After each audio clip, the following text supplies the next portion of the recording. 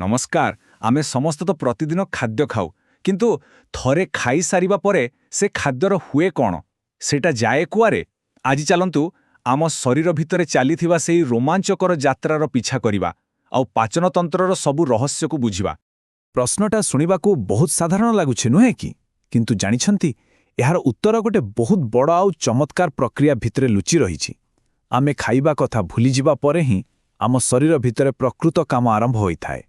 तेबे एही पूरा प्रक्रिया को बुझिबा पाई आमर आजिर यात्रार नायक हेउछि एक स्वादिष्ट ग्रिल्ड चिकेन पिज्जा स्लाइस। चलंतु देखिबा एही पिज्जा आम शरीर भितरे क्यों क्यों रास्ता देई जाउछि। एक कथा सुनिले बोधुए आश्चर्य लागिब किंतु पाचन प्रक्रिया खाद्य पाटिरे पशिबा पूर्वरु ही आरंभ हो जाए। केमेती केवल खाद्य को देखी तार बासना सुंघी किंबा ता विषय भाबिबा मात्रे। हाँ, एकदम सत। सेइथिपाई तो कोनोसी स्वादिया खाद्य कथा भाबिले पाटिरे पानी आसी जाए। एही लाड़ केवल खाद्य को ओदा करेनि बरं एथिरे थिबा एंजाइम्स खाद्य को रासायनिक स्तर रे भांगिबा आरंभ कर दिए। एहिठु ही आरंभ हुए पाचनर प्रथम पाहाच। आमको लागे जे गिळिबाटा बहुत सहज काम किंतु एहा पछरे गोटे पूरा सिस्टम काम करे। जीभ प्रथमे खाद्य को एक छोट गुड़ा बनाए जहाको बोलुस कहा जाए आउ ठीक सेतिकी बेले एपिग्लोटिस नामक एक छोट फ्लैप आम श्वासनली को बंद कर दिए जेमिति कोनोसी ट्रैफिक पुलिस खाद्य को भूल रास्ता रे जीवाकू दिए।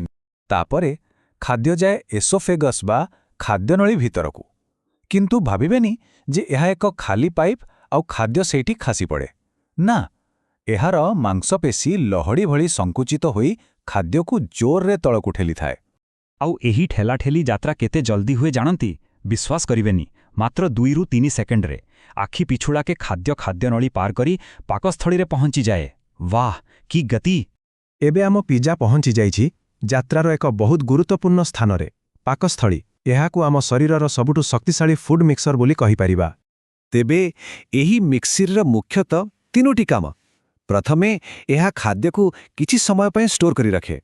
द्वितीय निजरा शक्तिशाली मांसपेशी आउ पाचक रस साहाय्य खाद्य को पूरापूरी एक तरल मिश्रण रे बदलाई दिए आउ शेषरे सेही मिश्रण को धीरे धीरे ठीक मात्रा रे परवर्ती स्टेशन को पठाए। पाकस्थलीरु बाहारी आम खाद्यर तरल मिश्रण एबे प्रवेश करुछि यात्रार सबुठु लंबा आउ सबुठु गुरुत्वपूर्ण अंशरे क्षुद्रांत्ररे। एइथि ही असल काम हुए। क्षुद्रांत्र हेउछि आम शरीरर पोषण केन्द्र। एहा गोटे स्पंज भली काम करे।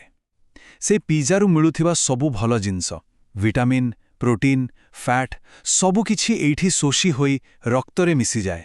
किंतु सबुठारु आश्चर्य कथा हेउछि एहार लंब। अंदाज लगी पारिबे केते जणे वयस्क लोकर क्षुद्रांत्र पाखापाखी 22 फुट लंबा।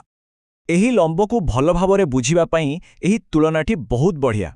कल्पना करंतु तो 22टा नोटबुक गोटिए परे गोटिए लाइन रखा जाइछि बास सेतिकी लंबा।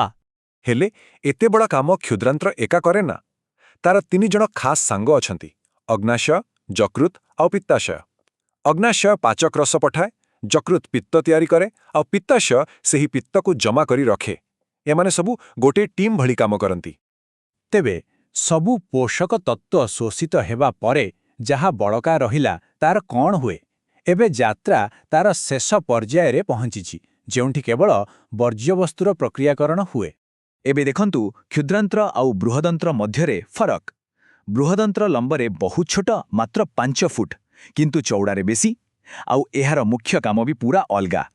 एहा पोषण नुहे बरं जल शोषण करे।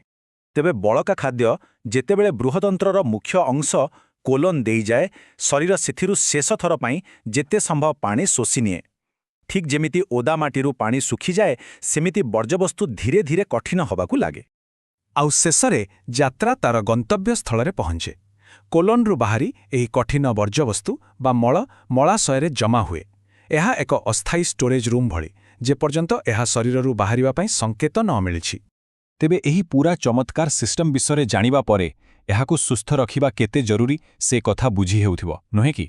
तेबे चालंतु एहार जत्न नेबा पाई किछि सहज उपाय देखिबा। तेबे एही जबरदस्त मेसिन को सुस्थ रखिबा केमिति? उपाय बहुत सरल। प्रचुर पानी पीबा एवं फाइबर युक्त खाद्य जेमिति कि फल पनीपरिबा इत्यादि खाइबा बहुत जरूरी। एहा आम पाचन तंत्र को सफा आउ सुस्थ रखे। एही गोटिए वाक्य ही सबु किछि कहि देउछि। आम पाचन तंत्र କେବଳ ଖାଦ୍ୟ ହଜମ କରେନି ବରଂ ଆମକୁ ବଞ୍ଚିବା ବଢ଼ିବା ଆଉ ସୁସ୍ଥ ରହିବା ପାଇଁ ଆବଶ୍ୟକ ଶକ୍ତି ଆଉ ପୋଷଣ ଯୋଗାଇଥାଏ। ତେବେ ପରବର୍ତ୍ତୀ ଥର ଖାଇବାକୁ ବସିଲା ବେଳେ ଏହି ଅଦ୍ଭୁତ ଯାତ୍ରା ବିଷୟରେ ଟିକେ ଭାବିବେ ଆଉ ନିଜକୁ ପଚାରିବେ ଶରୀରର ପରବର୍ତ୍ତୀ ପାଚନ ଯାତ୍ରାକୁ କେଉଁଭଳି ଶକ୍ତି ଦିଆଯିବ।